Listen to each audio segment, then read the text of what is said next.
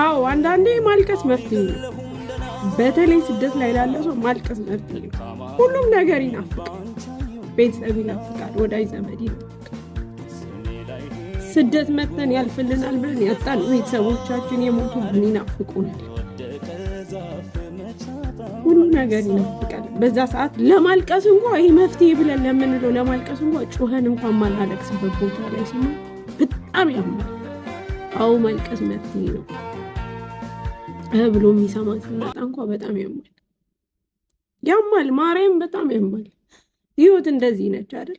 በተለይ ስደት ላይ ያስጠላል ሁሉም ነገር።